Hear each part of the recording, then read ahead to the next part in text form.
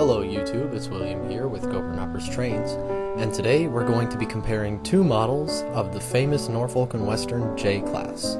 Today we have a Bachmann Plus series and a Bachmann Spectrum series model.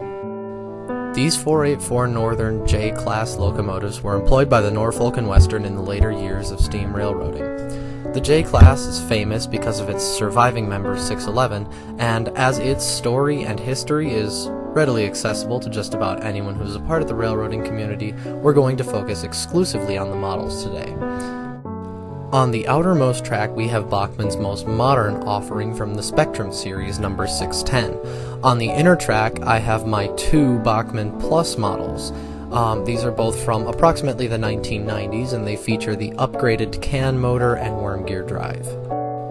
In their early years, Bachmann also produced a model of the J-Class for their classic Collector series. This particular model had nylon axles and a pancake drive. As such, we're going to be skipping over that one, as not only do I not have an example, but serious modelers should pass for one of these versions. Here you can see all three of mine in a lineup. Again, the Spectrum is on the outermost track, and my two Plus engines are on the inner track. Now, one would expect these models to be not much different except in their drivetrain design, given that they're from the same manufacturer. However, comparing the two up close reveals some interesting discrepancies in the cosmetic aspects. The Plus model is much taller.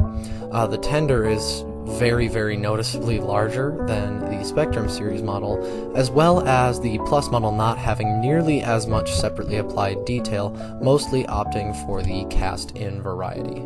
In addition, the paint details on the Plus model are much less well defined and much less detailed than the Spectrum version, as you'll see in a moment.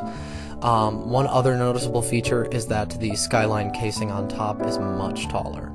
Now we're taking a look at the Spectrum model. As you can clearly see, this one is much more refined in terms of appearance, opting for the shorter, more streamlined and elegant look of the prototype. The running gear is blackened and has a bit more of a solid construction in terms of wheels and drive rods, and the area underneath the trailing truck is nicely filled in with some separately applied details. The tender is of the proper proportions and the font is much crisper, and overall you can see that the engine has a shinier finish when compared to the Plus model. In addition to things like a much more realistic coal load on the Spectrum model, the Spectrum model also features an 8-pin plug, and this one came DCC equipped from the factory. This front-on comparison shows you a lot of those cosmetic details I was speaking of, and during the running shots you'll see that the light bulb in the Spectrum model is a constant voltage LED. Now for the running quality. The Spectrum model does run better and more consistently than the Plus model, however both somewhat struggle in terms of slow speed. These shots are unloaded videos of the engines running past, and they do perform a lot better under load when compared to what you're seeing right now. Overall, the drives are pretty good, and the Plus model does hold up to today's standards. My recommendation for the models depends very much on what you intend to do with them. For anything that is more fancy than running in your standard home layout, I strongly recommend picking up the Spectrum model, even though it comes with a significant premium. The details are much nicer, the finish is better, the drive runs better, and the DCC compatibility is excellent. However, if you're on a tight budget and you really simply want a J-Class model and you don't care entirely about exclusive detail, the Plus model is a fine alternative. For the serious modeler, however, the Spectrum J-Class is the only option in this comparison. Anyways, I hope you guys enjoyed the comparison thus far. We're going to go ahead and head over to the running demo. We're going to start with the Rollout.